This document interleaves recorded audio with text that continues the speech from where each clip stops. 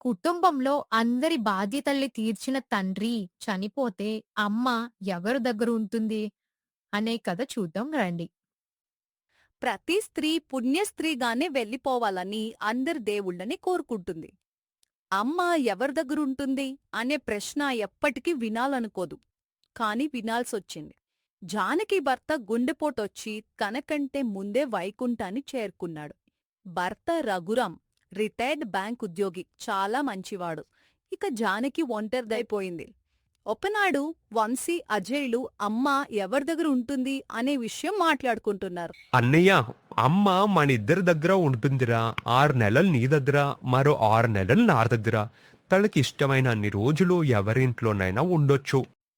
జానకి ఆ మాటలు విని హమ్మయ్యా అనుకుని, అయినా నా కొడుకుల గురించి నాకు తెలియడా, నన్ను అర్థం చేసుకుంటారు అనుకుంటుంది. తండ్రి 11 రోజుల పెద్ద కర్మ వచ్చింది. ఊరంతా ఆర్భాటంగా భోజనాలు పెట్టారు. ఊరి పెద్దలు, బంధువులు అంతా వచ్చి జానకికి, కొడుకులకి 4 మంచి మాటలు చెప్పి తృప్తిగా తిని వెళ్లారు. మరుసటి రోజు అజయ్ తండ్రి బీరువాలోని బ్యాంకు పాస్బుక్ తీసి తండ్రి చనిపోయిన రోజు నుండి పెద్ద కర్మ వరకు అయిన ఖర్చులన్నీ లెక్కలు వేస్తున్నాడు. ఖర్చులు పోగా తండ్రి అకౌంట్లో ఇంకా డబ్బులు మిగులున్నాయని తెలిసి చాలా సంతోషిస్తారు.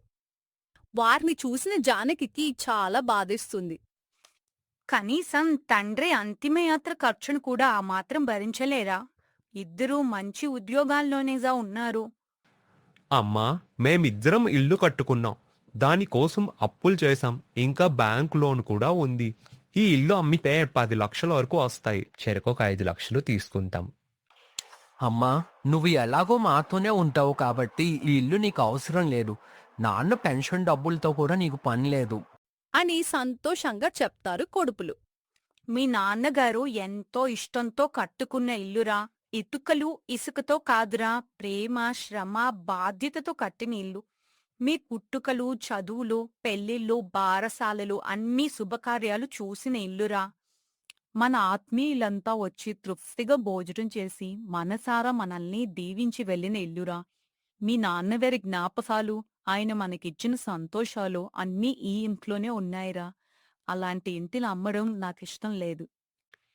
మనిషే పోయాక ఇక ఇల్లెందుకమ్మా? దానిపై మమకారం ఎందుకమ్మా? ఇల్లు అమ్మితే వచ్చే డబ్బులతో మా ఇద్దరు అప్పులు కూడా తీరుతాయి. అప్పుడు అక్కడికి బంధువులు వస్తారు. నాన్న ఆత్మ కూడా ఆనందిస్తుంది. లేదురా, నాన్నకి ఇల్లంటే ప్రాణం. ఆయన ఆత్మ ఇక్కడే ఉందని నా నమ్మకం. నేను బ్రతికున్నంత వరకైనా అమ్మకండి. కావాలంటే నా నగలిస్తాను. నీ నగలన్నీ అమ్మినా కనీసం 1,00,000 రూపాయలు కూడా రావమ్మా. ఏంటమ్మా, ఇంటి డాక్యుమెంట్స్ కనిపించట్లేదు? ఇంటి డాక్యుమెంట్స్ బ్యాంకులో తాకట్టు పెట్టారా, నేను చెప్పడమే మర్చిపోయాను. తాకట్టు పెట్టేంత అవసరం ఏముందమ్మా? మీకు ఇద్దరు కొడుకులేగా. మేమేమైనా ఆడపిల్లలమా? మీరేదో అప్పు చేసి మాకు కట్నాలు కానుకలు ఇచ్చి ఘనంగా పెళ్లిళ్ళు చేసినట్లు. మీ చదువుల కోసం. మీ నాన్న బ్యాంకులో ఉద్యోగం అయినా ఏనాడు జీతం తప్ప లంచాలేమీ ఆశించలేదు. మార్కులు రాక మీరు సిగ్గుతో తలదించుకొని బాధపడుతుంటే లక్షలు ఖర్చు పెట్టి ప్రైవేట్ ఇంజనీరింగ్ కాలేజీల్లో సీట్స్ కొన్నారు. ఇంటి నుండి కాలేజీకి వెళ్లడం శ్రమని హాస్టల్లో చదివించడానికి, మంచి భోజనానికి 4 ఏళ్లు లక్షలు ఖర్చు పెట్టారు. కొన్నాళ్ళు ఉద్యోగాలు చేకి అప్పులు తీరుస్తారనుకుంటే ప్రేమ పెళ్లిళ్లు చేసుకున్నారు. కట్నాలు రాకపోగా పెళ్లిళ్ళకి లక్షలు ఖర్చు చేశారు. ఆ డబ్బంతా మీ నాన్నకి ఎక్కడ్నుందొచ్చింది? కనీసం ఉద్యోగాల్లో స్థిరపడినాకైనా మీ బాధ్యతలు మీరు చూసుకున్నారే కాని నాన్న ఆర్థిక పరిస్థితిని తెలుసుకోలేకపోయారు. అలా ఇల్లు తాకట్టు పెట్టి కొంత, పెన్షన్ నుండి కొంత డబ్బులు తీసి మీ ఆర్భాటాలకి ఖర్చు చేశారు. ఇంకా ఇంటిలో ఎంత కట్టాలి? 10 లక్షలు కట్టాయి. ఏడ్చినట్లే ఉంది. ఉన్నది పోయే, ఉంచుకున్నది పోయే అన్నట్లు ఇల్లు లేదు, పెన్షన్ కూడా లేదు. ఇంత దానికి ఏదో మన ఊర్లో ఈయనొక్కరే ఇల్లు కట్టినట్లు పోజులు. పిల్లలు భర్త కష్టాన్ని అర్థం చేసుకోకుండా తక్కువగా మాట్లాడడం సహించలేకపోయింది జానకి. అంతే, ఒకే ఒక్క దెబ్బతో చంప పగిలింది వంశీకి. తండ్రి కష్టంతో వచ్చే ఆస్తులు కావాలి కాని తండ్రి మీ భవిష్యత్తు కోసం చేసిన అప్పులు తీర్చే బాధ్యత మాత్రం మీకుండదు. ఇద్దరూ తమ గదిలోకి వెళ్ళిపోయారు. ఆ రాత్రి జానకిది కాలరాత్రి అయింది. కంటి మీద కునుకులేదు. భర్త పోయాడనే బాధ, ఒంటరి జీవితం, కొడుకుల నిష్ఠూర మాటలు తనని వేధిస్తున్నాయి. భర్త చాలా మంచివాడు. జానకి చదువుకోకపోయినా అన్ని విషయాలు దగ్గరుండి చెప్పేవాడు. తనకి ఇంటిపై, డబ్బుపై సర్వ అధికారాలు ఇచ్చేవాడు. ఎంతో ఓపికగా చెప్పేవాడు. కాని ఈనాడు పిల్లలకి కనీసం తల్లితో ప్రేమగా మాట్లాడే ఓపిక కూడా లేదని కన్నీళ్లు పెట్టుకుంది. పిల్లలు బాగా చదువుకుని మంచి ఉద్యోగాలు చేయాలని ఎన్నో దేవుళ్ళకి మొక్కేది. వాళ్ళకి ఆరోగ్యం చెడితే జానకి ఉపవాసం ఉండి ఎన్నో పూజలు చేసేది. ఓపికగా అన్ని వండి పెట్టేది. అవన్నీ పిల్లలు మర్చిపోయారా అని బాధపడింది. కోడళ్ల ముందు కొడుకులు తండ్రిని చులకన చేసి తల్లిని విసుక్కోవడం చాలా బాధ పెట్టింది జానకిని. రూపాయి కట్నం తేకుండా ప్రేమ పిల్లిలు చేసుకుని ఇంట్లో వారిని వెళ్లబొడితే కోడళ్ళని తండ్రిలాగా ఆదరించారు. వారికి కావలసినవన్నీ సమకూర్చి ఆడపిల్లల సీమంతం, బారసాల లాంటి పుట్టింటి బాధ్యతలు కూడా తనే పూర్తి చేశారు. ఆనాడు అంత చేసిన మామగారిని ఈనాడు కొడుకులు ఇన్ని మాటలంటున్నా కోడళ్ళు నిమ్మకి నీరెత్తునట్లు వేడుక చూస్తున్నారని బాధపడింది జానకి. అలా తెల్లవారింది. ఇల్లంతా నిశ్శబ్దంగా ఉంది. అలికిడి లేదు. రాత్రంతా ఏమీ తినక అలసిపోయి కళ్ళు తిరుగుతున్నాయి. ఇంట్లో తినడానికి ఏమీ లేదు. కనీసం వండుకునే ఓపిక లేదు. గదుల్లో బయట ఎవరూ లేరు. పాలు కొనుక్కుందామంటే కనీసం పర్సులో డబ్బు కూడా లేదు. 10 రోజుల క్రిందటి వరకు తనకేం కావాలన్నా అన్ని తెచ్చిపెట్టేవాడు భర్త రఘురాం. ఈరోజు ఒంటరిదైపోయింది జానకి. అమ్మని కూడా తమతో తీసుకెళ్దాం అని వచ్చిన కొడుకులు అమ్మ దగ్గర అప్పులు తప్ప డబ్బులు లేవని తెలుసుకుని చెప్పకుండానే ఊరి వదిలి వెళ్ళిపోయారు. జానకి నగలు కనిపించలేదు. ఇక చేసేదేం లేక, రూపాయి కూడా ఇంట్లో లేక, తన భర్త చొక్కా గోడకి తగిలించి ఉండటం చూసి ఆశస జేబులో చూస్తే 10 రూపాయల నోట్లు ఉన్నాయి. నీకోసం నేనున్నాను అని తన భర్తే అన్నట్లుగా అనిపించి ఎంతో కుమి ఏడ్చింది జానకి. అప్పుడే పక్కింటి సుశీలగారు జానకికి టిఫిన్ ఇంకా భోజనం తీసుకొస్తారు. ఎందుకు సుశీలా ఇవన్నీ? నేను చేసుకునేదాన్నిగా. నీకెందుకమ్మా ఇంత శ్రమ?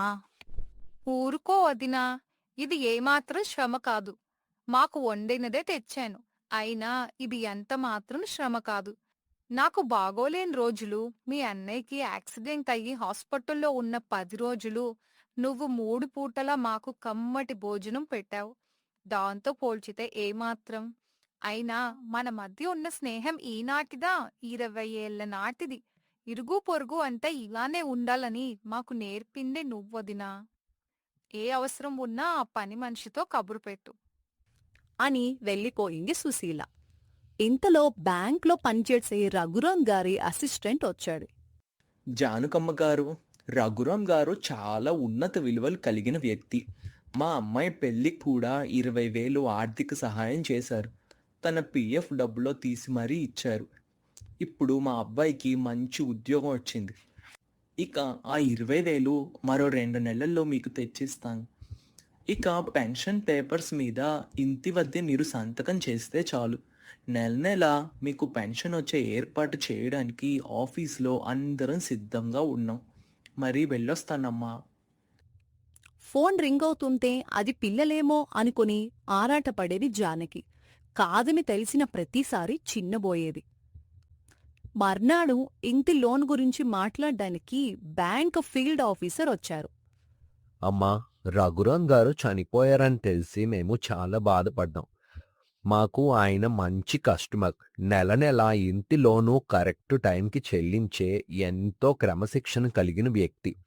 ఇప్పుడు ఆయన మంచితనం విలువలే ఇన్సూరెన్స్ రూపంలో ఇంటి లోను పూర్తిగా కట్టకముందే లోను క్లోజ్ అయిపోయింది.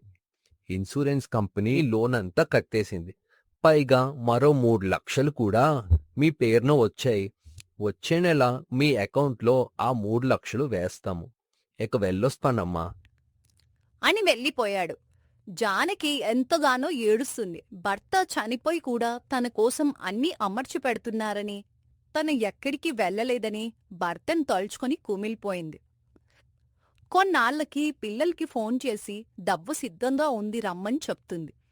ఎంతో సంతోషంతో వచ్చి వాలిపోయారు కొడుకు కోడళ్ళు. ఇక మీకు ఎటువంటి ఇబ్బంది లేదురా. మీ నాన్నగారు చనిపోలేదు.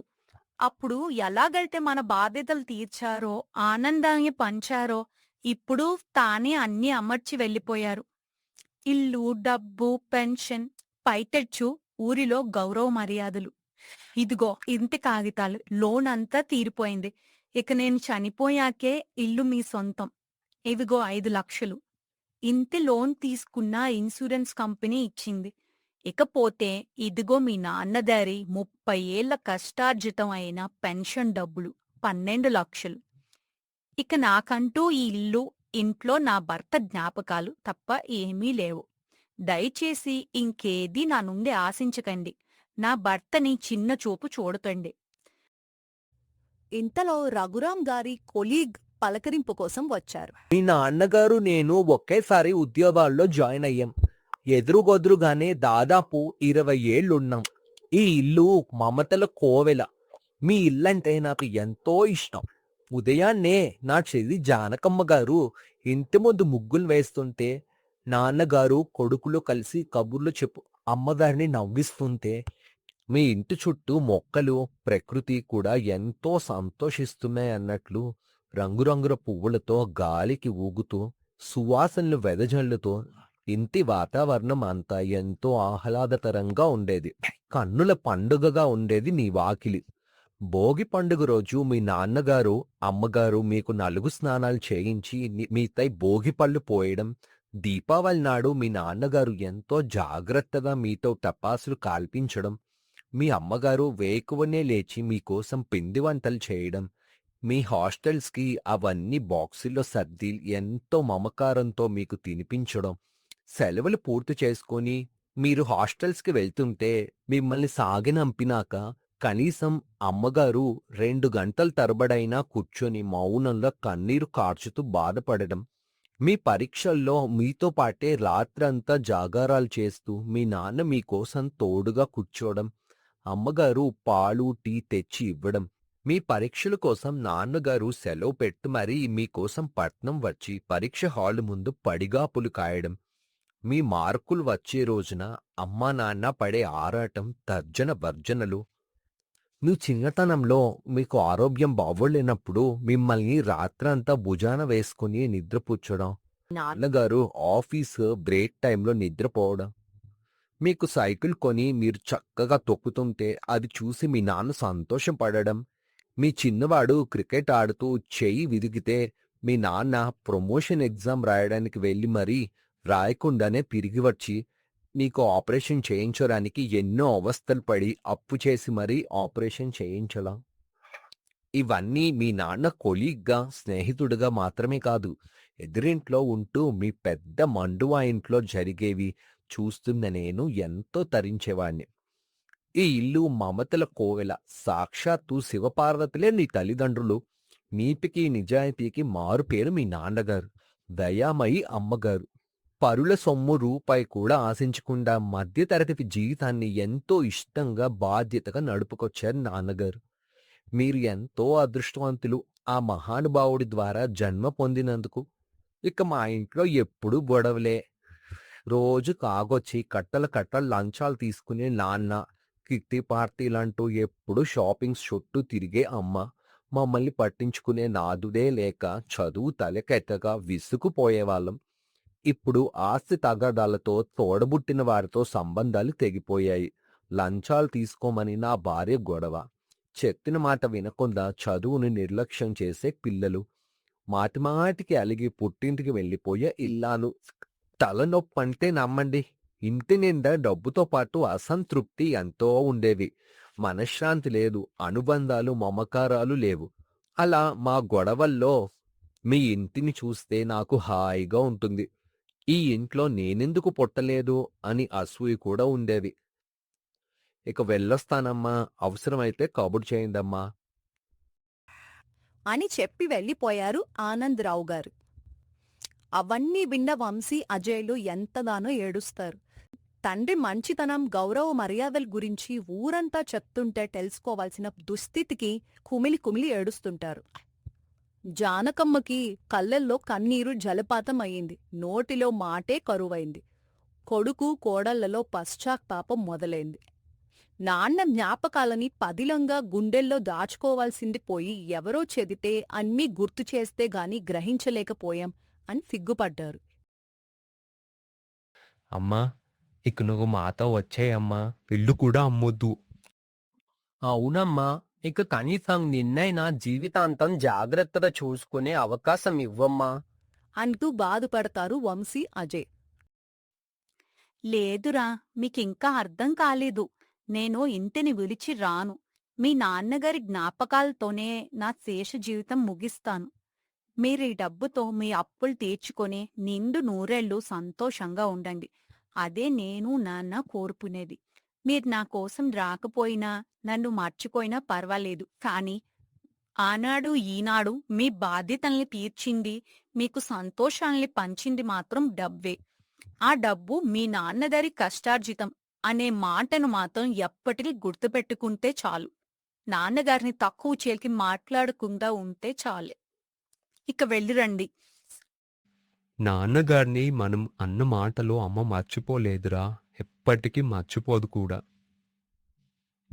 అవునరా, కనీసం మనం నాన్నిచ్చిన రూపాయిలో కొంతైనా సేవా కార్యక్రమాలకి ఇస్తే నాన్నగారు ఆత్మ సంతోషిస్తుంది. ఇదే మనం ఆయనకు అర్పించే నివాళి. తను ఉన్నా లేకున్నా కుటుంబానికి ఎప్పుడూ ఏ ఆపద రాకుండా కాచుకునే ఒకే ఒక వ్యక్తి నాన్న. తండ్రులందరికీ నా కథ అంకితం. వీడియో నచ్చితే లైక్ చేయండి, ఎలా ఉందో కామెంట్ చేయండి, సబ్స్క్రైబ్ చేయడం మర్చిపోకండి.